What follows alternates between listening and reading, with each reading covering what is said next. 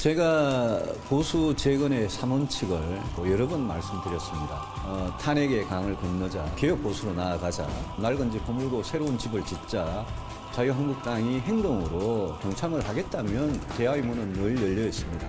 지금부터 통합의 큰 문을 활짝 열고 문재인 정권의 심판을 위해서는 모든 자유민주 세력이 통합추진위원회라고 하는 통합열차에 승차해 주실 것을 당부를 드립니다.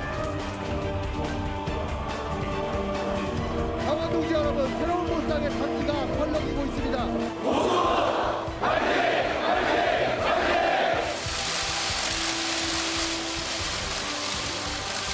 하연님과 한동안 이제 같은 당에 있었었는데 많이 돌고 돌아서 또 이 자리에 같이 앉게 되니까 감회가 새롭습니다.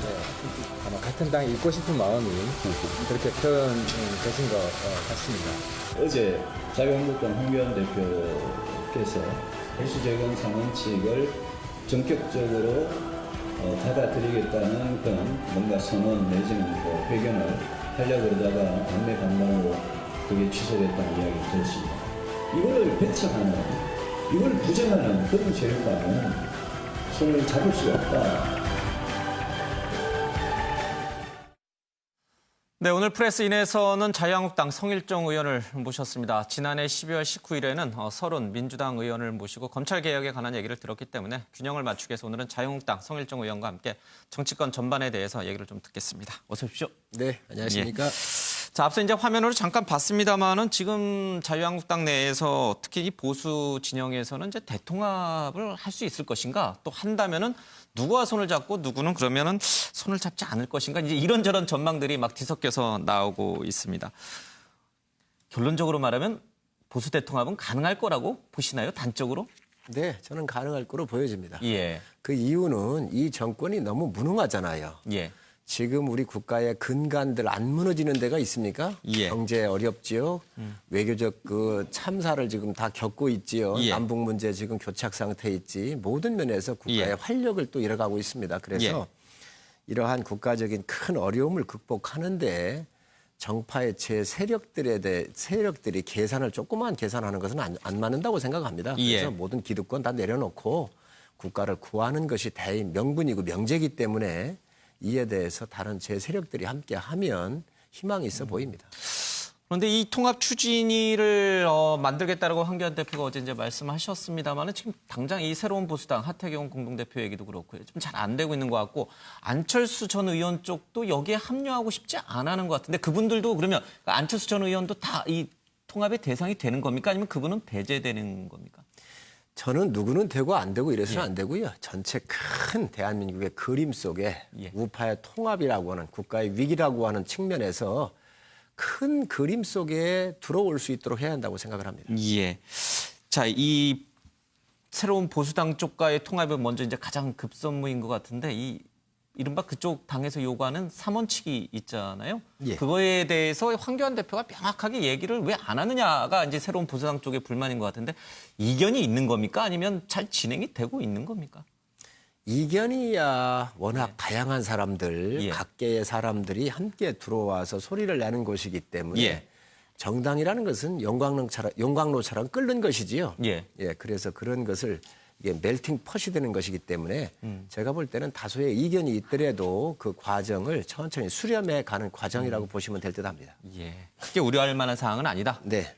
네, 근데 이제 친박계 의원들을 중심으로 뭐 세보당하고 합치면 안 된다. 유승민 의원이 들어오면 내가 나가겠다. 뭐 이런 이야기를 하면서 황교안 대표를 압박하고 있다는 이야기도 들려요. 이제 기자들이 이렇게 아름아름 취재를 하다 보면 사실 굉장히 직접적인 요구인데 이제 뭐 이 당은 안 된다가 아니라 뭐 누가 들어오면 내가 나가겠다. 절대 안 된다. 어떻게 탄핵을 주도했던 세력과 합칠 수가 있겠느냐. 뭐 이런 이야기를 사실 과거에 계속했던 얘기인데 지금 또다시 반복되는 거거든요. 이런 부분들 간극을 지금 얼마 안 남았잖아요. 좁혀갈 수 있다고 보세요? 지역적 측면에서는 그런 이야기가 나올 수도 있지요. 또 지역과 지역, 또 사람과 사람 각각 다 틀리지만 큰 명제, 이 나라의 위기 앞에는 하나로 뭉쳐야 한다고 보고요. 뭐 3원칙이니 이런 게 뭐 그렇게 중요하겠습니까? 예. 지금 우선 이 나라가 좌파 독재로 흐르는 거에 대한 견제 세력을 국민들이 요구하고 있기 때문에 그러한 것들을 너무 그렇게 많이 이렇게 내세우는 건 바람직하지 않다고 보고요. 또 그러한 많은 좀 이견의 세력도 있겠지만 이러한 많은 어려움이 있더라도 이걸 돌파하는 게 지도자의 몫입니다. 그래서 대표께서 뭐 좌고우면하지 않고 우파에 있어서의 큰 통합이라고 하는 큰 이 그림을 갖고 가시는 거로 알고 있습니다.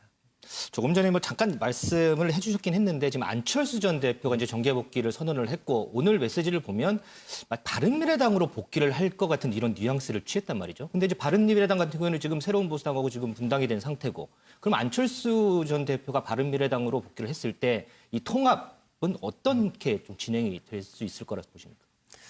제가 뭐 안 대표를 만나보거나 이렇게 의견을 나눠본 적이 없기 때문에 그거를 제가 언급하는 것은 적절하지 않을 수도 있는데 예. 비교적 안 대표는 미래에 대해서 우리 국가가 미래 먹거리, 미래 먹고 살 문제에 대해서는 비교적 어느 지도자보다도 많은 고민을 했고 예. 이에 대한 대답을 갖고 있는 분 중에 한 분입니다. 상당히 좋은 지도자 중에 한 분이고요. 예. 또 지향하는 것이 다 이 우파의 이 흐름하고 맞고 또 철학도 같이 공유를 하고 있다고 보기 때문에 안 대표가 어느 형태로든 함께 했으면 좋겠다는 말씀 드리고 또 정치라고 하는 것이 이게 계산으로 되는 게 아니잖아요. 예. 매일매일 바뀌고 그래서 철학과 원칙이 뚜렷하고 그 방향성이 같으면 언젠가 만날 수 있다고 보여집니다. 그래서 옛날 우리가 이런 걸 좀 고민해 봤으면 좋겠어요. YS 돌아가신 김영삼 대통령께서 3당 합당을 했단 말이죠. 이 3당 합당 같은 경우는 정치에 있어서의 거의 뭐 정말로 어마어마한 지진 사태지요. 지각 변동이지요. 그러한 상태 들어와 가지고 김영삼 대통령께서 대통령이 되리라고 생각했던 분들이 없었습니다. 그래서 이 안 대표께서도 국가가 어렵기 때문에 어떤 조그마한 계산이나 이런 거 하지 말고 국가의 큰 흐름에 있어서 어떤 역할을 할 것인가, 내가 어떻게 희생할 것인가 이런 생각을 가지고 앞장서 주시는 게 맞겠다는 말씀을 드립니다. 예. 그 지도자의 얘기가 이제 나왔으니까 자유한국당의 지도자 황교안 대표 얘기를 조금 물어보고 싶은데요. 이 기사를 보니까 이 장외 집회 계속 이 자유한국당의 행보에 대해서 좀 비판을 했던 내부 당직자가 징계 절차의 수순이다 이런 얘기가 지금 나오고 있잖아요. 이걸 두고 일부에서는 뭐 당내 비판을 하면 색출하는 거 아니냐 이런 지적까지 나오고 있는 상황인데 여기에 대해서는 조금 어떻게 보시는지 정말 솔직한 입장이 조금 궁금합니다. 이게 사실인가요? 징계 절차를 검토하고. 저는 뭐 사실인지 아닌지 그건 잘 모르겠지만 예. 우선 우리 황 대표께서 하시는 것은 원내 투쟁, 또 원외 장외 투쟁, 정책 투쟁 이 3축으로 지금 이 정부하고 싸우고 있습니다. 예. 물론 장외 집회 횟수가 많아서 또 일정 부분 뭐 여러 의견이 있는 것도 사실입니다. 그러나 이러한 언로가 나오는 거에 대해서 징계를 한다? 전 있을 수 없는 일이라고 생각을 해요. 당은요. 여러 형태를 하면서 또 행위를 하면서 그에 따르는 많은 사람들의 의견들이 나오는 게 좋고 예. 그걸 또 수합하는 거잖아요. 그래서 이런 문제가 있으면 이 소통의 통로를 더 많이 개설하는 게 맞다라고 생각을 하고 만에 하나 이런 걸 가지고 징계한다고 그러면 되겠습니까? 저 같은 경우라도 나서서 반대하겠습니다. 예. 징계는 없다 이렇게 저희들이 이해하겠습니다. 저는 반대할 겁니다. 만약에 있다면. 예. 알겠습니다. 황교안 대표의 이른바 험지 출마를 놓고선도 이 당 안팎에서 이런저런 얘기들이 참 많이 나오고 있습니다. 뭐 종로에 나가야 되는 거 아니냐, 아니 종로를 뺀 강남 한강벨트에 나가야 되는 거 아니냐, 뭐 여러 가지 얘기들이 좀 있는데 저희들 먼저 영상 보고 와서요. 황교안 대표의 이른바 험지 출마론을 둘러싼 여러 논란들 좀 성의원으로부터 솔직한 얘기 좀 들어보겠습니다.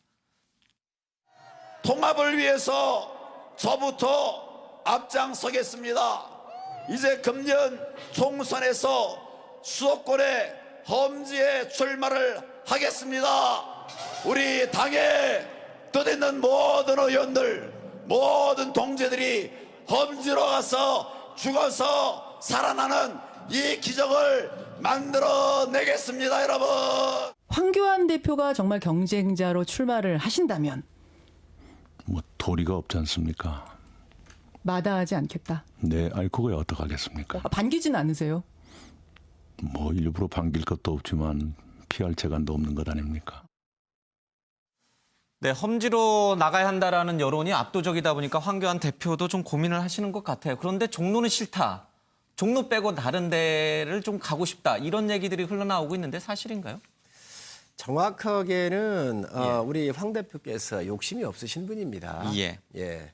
대통령 권한대행까지 하시고 지금 나라가 어렵기 때문에 구하셔야 되겠다. 우리 황 대표를 뵈면은 인품, 실력, 이 모든 것을 갖추신 분입니다. 단지 경험이 없는 부분이 정치 분야지 오신 지가 얼마 안 됐기 때문에 이런 정무적 보완이야 저희들이 해드려야 되겠지만 참 아주 훌륭하고 좋은 지도자입니다. 또 지금 당이 어려운데 어디 좋은 데 찾아가거나 비례대표 안 가시겠다 그러셨잖아요. 그래서 험지는 바로 당에서 또 공천심사위원회에서 열어서 대표께 말씀을 드리면 아마 수용하실 거로 보는데 종로를 나가겠다 안 나가겠다 이런 적은 말씀하신 적이 없는 걸로 알고 있습니다. 예. 그러면 그 주변에 있는 황 대표를 모시는 분들이 종로는 피해야 한다 이런 얘기를 하시는 건가요? 그러면? 그런 얘기도 안 나왔을 거로 생각을 합니다. 제가 직접 그래요? 대표께 말씀을 뭐 옆에 있는 사람들이 많으니까 누가 했는지 모르지만 대표께서 이런 말씀은 안 하셨습니다. 그러면 종로 출마 종로에 나가실 수도 있고요. 또 그보다 더 험지가 있으면 거기 나가실 수도 있고 장수가 싸움터를 이거 뭐 골라서 갈 수 있습니까? 큰 장수는 장수답게 싸우는 것이고 장수가 어디 쉬운 데 가가지고 지역적 전투에서 이겨가지고 개선문에 행군을 하겠다, 개선문 통과하겠다면 되겠습니까? 장수는 장수답게 당을 대표해서 당에서 요구하는 대로 수용하는 게 맞다고 생각을 합니다. 종로를 일부러 피하고 있지는 않다 그런 말씀이시죠? 그렇습니다. 황 대표의 이른바 종로 험지 얘기와 관련해서 나오는 것 중에 하나가 앞서 이제 잠깐 보수 통합 얘기를 했습니다만 황 대표가 대표직에서 물러나야 보수 통합이 가능하다 이런 얘기도 좀 있고요. 먼저 희생하는 모습을 보여야 한다. 근데 정말 이게 험지가 아닌 곳에 자꾸 나가시려고 당선 가능성이 높은 곳에 나가려고 하는 거 아니냐. 일종의 꼼수 아니냐. 이러면서 황 대표의 리더십 자체를 문제 삼는 분들이 이제 좀 덜어 있는 것 같아요. 개인적으로는 어떻게 보세요? 좀 황 대표가 당 대표라는 기득권 그리고 이 종로 출마를 피하는 여러 가지 모습들이 온당하다고 보시는 것인지 아니면 그러한 비판 자체가 잘못된 것이라고 보시는 것인지. 당이라고 하는 것이 여러 사람이 모여있기 때문에 별 이야기가 다 나오지요. 뭐 저도 모르는 이야기가 또 나오고 있지 않습니까? 또 그런 것이 또 당이고 그런데 우리 대표께서는 이미 어떠한 기득권도 다 내려놓겠다. 대한민국의 이 번영과 우리 나라만 잘 된다고 한다면 그 어떤 것도 다 희생할 각오가 돼 있다 이렇게 말씀하셨기 때문에 그 말의 함축적인 의미를 이해해 주셨으면 좋겠습니다. 다른 문제 좀 질문 한번 드리겠습니다. 저번에 이제 박찬주 전 대장 영입 과정에서 조금 논란이 있었지 않습니까? 그러면서 인재 영입에 대해서 좀 중단했다가 오늘 모처럼 두 분을 영입을 하셨어요. 이 지성호 씨, 김은희 씨. 이 오늘 영입한 인재 어떻게 좀 평가를 하시나요? 어떤 의미가 좀 있을까요? 우선 젊은 분들이 고생을 많이 하셨죠. 용기가 있으시고요. 그래서 이 용기와 인권에 대한 가치를 우선 컨셉으로 잡은 것 같은데 이 인간의 존엄성이라고 하는 것은 가장 소중한 겁니다. 이 하늘로부터 받은 이 천부적 권리를 우선 이분들이 그 용기를 가지고 지키신 분들이고 또 저항을 하신 분들이기 때문에 저희 당의 가치하고 맞는다고 생각합니다. 또 20대, 30대 이래서 앞으로 저희 당의 외연을 확대하는 데 상징적인 의미가 있다고 생각을 합니다. 총선이 이제 100일 정도 이제 남았어요. 그렇죠? 그런데 이제 각종 여론조사를 보면은 전반적으로 좀 민주당이 앞서가는 게 공통점이고 이제 자유한국당이 이제 그 뒤를 쫓고 있는 모습인데 글쎄요. 부산, 울산, 경남, 불경을 제외하고 나머지 지역에서 승산 가능성을 어떻게 우리 성 의원께서는 보고 계십니까? 저는 역대의 그 야당의 총선을 앞두었었을 때의 그 지지율을 한번 이렇게 돌아볼 필요가 있다 생각을 합니다. 모든 역대 선거에서 야당의 지지율이 25%를 넘어간 적이 없습니다. 선거 전에? 그렇습니다. 저희는 넘어가고 있지만 그러나 저희 당이 좀 더 쇄신하고 혁신하고 새로운 인재를 영입함으로써 또 비전 있는 대안을 저희는 민평론이라든가 민부론 같은 경우를 이렇게 정책적 대안을 제시하고 하는데 이런 것들이 다 어우러져서 국민들로부터 평가를 받게 되면 먼저 총선할 때도 민주당이 대피한다 그랬습니다. 그런데 김종인 체제 같은 비상체제가 가동이 되면서 쇄신을 저희보다 더 잘했고요. 저희 당 같은 경우는 공천 파열음이 너무 컸지 않습니까? 그래서 여야가 뒤바뀐 건데 바로 앞으로도 시간은 충분하고 저희가 더 많은 쇄신과 국민한테 다가가는 모습을 보이면 국민들께서 올바른 판단을 하실 거로 또 이 정권에 대해서는 심판을 하고 예. 또 희망의 메시지를 저희 야당한테 보내주시지 않을까 하는 기대감을 갖고 있습니다. 예. 네, 저는 그 소속 의원으로서 당내 분위기를 좀 여쭤보고 싶은데요. 선거법 통과되고 공수처법까지 통과되면서 뭐 여상규 의원 같은 경우는 불출마 선언도 하셨고 지도부가 너무 무력했다라는 이야기도 당내에서 꽤 많이 나왔던 걸로 알려져 있는데 내일 또 지금 내일 또 임시국회 예정돼 있잖아요. 또 이제 법안 하나가 통과를 기다리고 있는 상황인데 내일도 사실 필리버스터 하신다고는 하지만 이게 그전과 크게 다른 상황이 벌어질 것 같지는 않거든요. 이런 상황에서 뭐 지도부도 사실 답답할 거예요. 쪽 숫자에서 밀리는 거기 때문에. 근데 그럼에도 불구하고 지금 지도부 책임론이 아마 내일 또 한 번 나올 수도 있을 텐데 이 분위기는 좀 어떤가요, 당내에서? 저희 당이 할 수 있는 건 다 했습니다. 모든 방법을 의총을 열고 또 외부의 의견도 듣고 그렇게 해서 했는데 기본적으로 숫자에 이 한계를 느끼고 있는 것이지요.